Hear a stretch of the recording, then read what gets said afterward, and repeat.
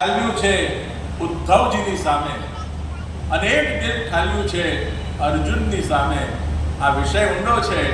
અર્જુન અને ઉદ્ધવમાં ફરક એટલો જ છે કે અર્જુન ભગવાનનો પ્રિય હતો અને ઉદ્ધવ પણ ભગવાનનો પ્રિય હતો, પણ ઉદ્ધવ ભગવાનને દિમાગથી પ્રેમ કરતો હતો, અર્જુન ભગવાનને હૃદયથી પ્રેમ કરતો. ઉદ્ધવ હંમેશા કહેતો ભગવાન આપ તો પરમાત્મા છે. ગોપીઓ માટે જ્યારે ભગવાન રડે ત્યારે ઉદ્ધવ કે પ્રભુ આપને શોભતું નથી, ભગવાનનો મૂળ બગડી ગયો. ભગવાન કહેતા હતા ભાઈ તું એક તો મારી પાસે રહે છે, મારા ભાગ્યમાં તું જ આવ્યો છે, તું આખો દિવસ મારી સાથે રહે છે અને મારી ગોપીઓ માટે તું આવું બધું બોલે છે. ચાલ હવે તને જો સીધો કરવો હોય તો મારે તને ગોપીઓ પાસે જ મોકલવો. અને જે દિવસે ઉદ્ધવ गोपी के पास गया उस दिन सूधा होके लौट आया. हमारी ब्रजभाषा કહે છે ઉધો સૂધો હો ગયો. ઉદ્ધવ સીધો થઈ ગયો અને ઉદ્ધવ પ્રેમની ભાષા શીખીને આવ્યો અને ઉદ્ધવ કહેવા લાગ્યો, હે ગોપીજન આપ કેટલા બધા પ્રેમની સાક્ષાત ધ્વજા છો કે આપના ચરણની રજ, એના માટે હું નાનું સરખું વૃક્ષ બની જાઉં. બહુ મોટું વૃક્ષ નહીં હો, કારણ કે મોટું વૃક્ષ બનીશ તો આપના ચરણની રજ ઉડીને મારા ઉપર નહીં આવે, પણ હું નાનું સરખું ગુલ્મ લતૌષધી નામ, હું નાનું સરખું વૃક્ષ બનું તો આપના ચરણની રજ ક્યાંક ઉડે તે મારા પૌધા ઉપર આવે, એનાથી મારો જીવનનું સાર્થક. આને કહેવાય છે દાસાન દાસમ ભવિતાસ્મિ. આ પુષ્ટિ માર્ગને સમજો. ભગવાન કૃષ્ણના અંતરના અવાજને સમજો. What Krishna wants. આપણે બધા કૃષ્ણ ભક્ત છીએ. કેટલા બધા લોકોના બ્રહ્મ સંબંધ છે, કેટલાકના નહીં પણ હોય, પરંપરાગત જે વૈષ્ણવ છે, પણ એ બધામાં મહાપ્રભુ વલ્લભાચાર્ય સિદ્ધાંત રહસ્ય નામનો એક ગ્રંથ છે. એ ગ્રંથની અંદર બહુ સુંદર વાત કરે છે. બીજ ભાવે દૃઢે તુસ્યાત ત્યાગાત શ્રવણ કીર્તનાત.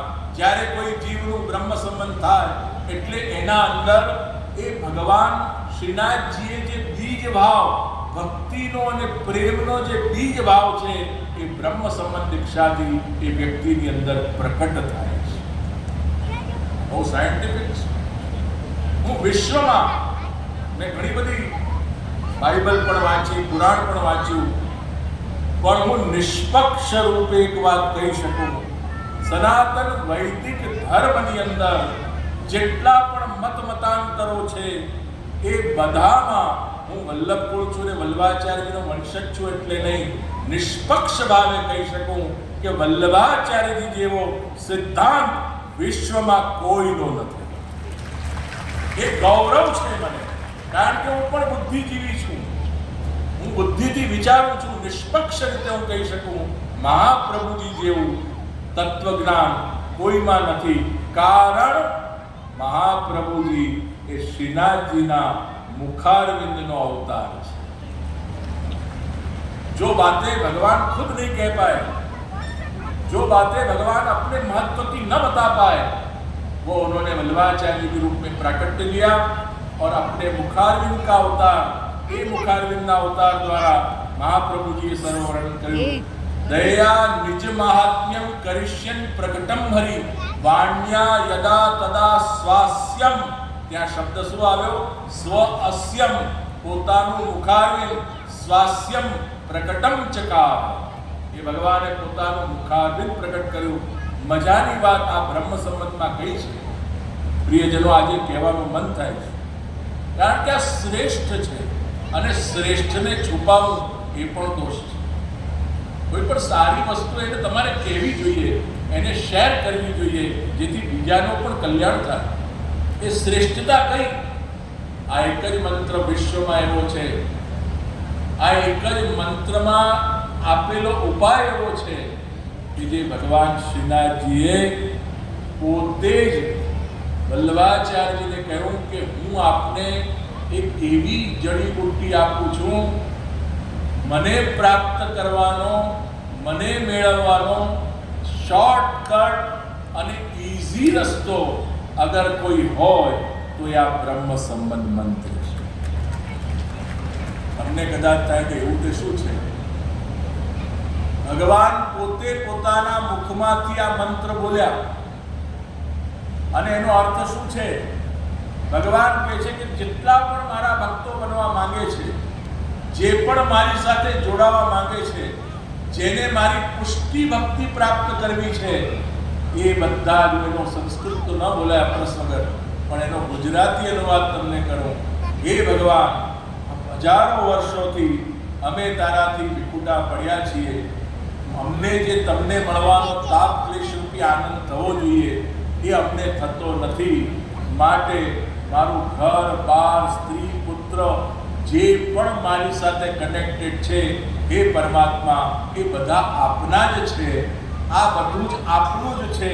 મારું ઘર પણ મારું નથી, એ પણ આપે આપેલું છે. ઇન્દ્રિયો પણ મારી નથી, એ પણ આપે આપેલી છે.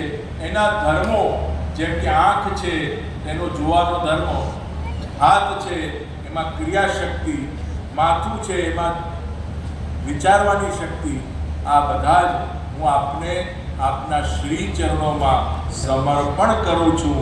હે કૃષ્ણ, હું તમારો છું. હે કૃષ્ણ, હું તમારા શરણે આવ્યો છું. આ બ્રહ્મ સંબંધનો અર્થ છે. એટલી સુંદર ભાવના છે કે જે પણ છે બધું ભગવાનનું છે, મારું નથી. અને જો આપણને કોઈ ઉછીના 1 લાખ રૂપિયા આપે, આપણે બહુ સંકટમાં હોઈએ, 1 લાખ રૂપિયા આપે, પછી આપણે ભૂલી જઈએ અને પછી એમ માની લઈએ કે તો મારા જ છે, એ નગુણા કહેવાય. એમ બધું જ ભગવાનનું છે અને ભગવાનને આપણે યાદ ન કરીએ. અરે કમસે કમ પાછા નથી માંગતો ભગવાન, એટલું જ કહે છે તું અહેસાસ કર, ફીલ કર કે આ મારું છે અને મારું છે એ તારું નથી. અને જે તારું નથી એને તું દાન નથી આપી શકતો, તું શું કરી શકે?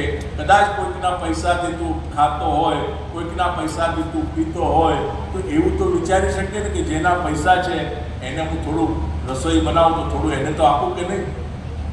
થાય કે નહીં? હું તમને પૂછું છું, અગર કોઈના પૈસાથી, ભગવાનના પૈસા છે, ભગવાનનું બધું છે, તો ભગવાનને આપવું એ સમર્પણ કહેવાય. અને તમારું જે છે એ તમે કોઈકને આપો એ દાન. દાન અને સમર્પણમાં આટલો ભેદ છે. આ પુષ્ટિ માર્ગની વિશેષતા છે. પ્રિયજનો, આ બ્રહ્મ સંબંધ મંત્રનું સમર્પણ કરી અને હું આજે એક વાત ચોક્કસ કહીશ. એક જમાનો હતો, આ વાત જરૂરી છે એટલે કહું છું, જ્યારે આપણને સ્વરાજ્ય મળ્યું નહોતું, આપણો દેશ પરતંત્ર હતો, when we were not free, આપણે ફ્રીડમમાં આપણને મળ્યું નહોતું, પરતંત્ર દેશ હતો, ત્યારે આપણા દેશમાં અંગ્રેજો રાજ કરતા હતા. અને અંગ્રેજોએ સૌથી મોટું નુકસાન અગર આપણા દેશનું, આપણે ભારત દેશનું કર્યું હોય, એ બીજું પૈસા લઈ ગયા. તો ભારત પાસે આજે પૈસાનો કોઈ કમી નથી, પૈસા લઈ ગયા એની ના નથી, પણ એ લોકોએ આપણા ધર્મશાસ્ત્રોનો જે વિકૃત અનુવાદ કર્યા, આપણી ભારતીય સંસ્કૃતિને વિકૃત બનાવવાની કોશિશ કરી અને આપણા ધર્મને ભ્રષ્ટ કરવાની કોશિશ કરી. એના સામે મારો આજે પણ વિરોધ છે. મિસઇન્ટરપ્રિટેશન કર્યા. મને હજી પણ યાદ છે કે મહાપ્રભુ વલ્લભાચાર્યજીના બ્રહ્મ સંબંધ મંત્ર જેવી મહાન વસ્તુનો પણ મિસઇન્ટરપ્રિટેશન કરીને અંગ્રેજોએ પોતાના જમાનામાં એક કુકૃત્ય કર્યું હતું, જેનો આજે જાહેરમાં વિરોધ કર્યો છે. ભલે એ લોકો નથી, they are not here, but they have sent their dirty thoughts in our India.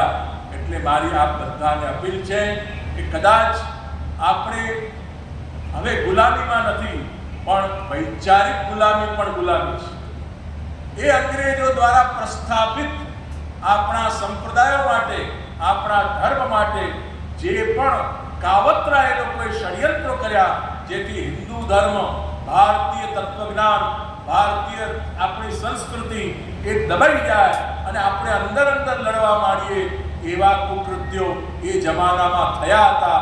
બહુ વધારે એની વાત નથી કરતો, પણ મોગમમાં કહું છું કે જ્યારે પણ આવા પ્રયત્નો થાય, આજના દિવસે આપણે બધાએ પ્રતિજ્ઞા લેવી જોઈએ કે જે લોકો ખોટું કરી ગયા એને આજે કોઈ ખોટી રીતે પ્રદર્શિત કરે તો એમાં જાહેર વિરોધ નોંધાવો. અમારી અપીલ છે. પ્રિયજનો, હું ચોક્કસ માનું છું કે હવે સમય આવ્યો છે માત્ર રિચ્યુઅલ્સ ફોલો કરવા અને અંધશ્રદ્ધા અને અંધશ્રદ્ધા બંનેથી હું તો વિરુદ્ધમાં છું. અંધશ્રદ્ધા પણ ખોટી છે, એમ અંધ અશ્રદ્ધા પણ ખોટી છે. જ્યાં શ્રદ્ધા કરવી હોય ત્યાં કરવી જ જોઈએ, અને જ્યાં ન કરવી જોઈએ ત્યાં નહીં કરવી જોઈએ. અંધશ્રદ્ધા પણ ખોટી છે, પણ એટલી જ સાચી વાત છે કે અંધ અશ્રદ્ધા પણ ખોટી છે. કારણ કે ભગવદ્ ગીતામાં ચોખ્ખું કૃષ્ણ કહે છે, શ્રદ્ધયા પરયોપેતાસ તેમે યુક્ત તમામતા. જે મને શ્રદ્ધાથી ભજે છે હું એનો મારો પ્રિય ભક્ત માનું છું. હું એક વાત આપને કહું, આપણે થોમસ આલ્વા એડિસનનું નામ આપ બધાએ સાંભળ્યું છે. થોમસ આલ્વા એડિસન, જેને વિજ્ઞાનમાં વીજળી એટલે બલ્બની શોધ કરી. એક માણસ એવો વિચિત્ર પાક્યો, આખી દુનિયામાં બલ્બ ચાલવા લાગ્યા. એક માણસ એવો પાક્યો, ના આ લાઈટ હું નહીં લઉં. કેમ? જ્યાં સુધી આ બલ્બની અંદર હું ખોલીને એને જોડીને આ બલ્બ કેવી રીતે બન્યો એ બધી ભાંગણમાં હું પડું અને બધું જાણવું નહીં, ત્યાં સુધી લાઈટનો પ્રકાશ નહીં લઉં. આ મૂર્ખામણી કહેવાય. અને ભાઈ પેલાએ મહેનત કરીને તને બલ્બ મળ્યો તો લઈ લે એનો પ્રકાશ.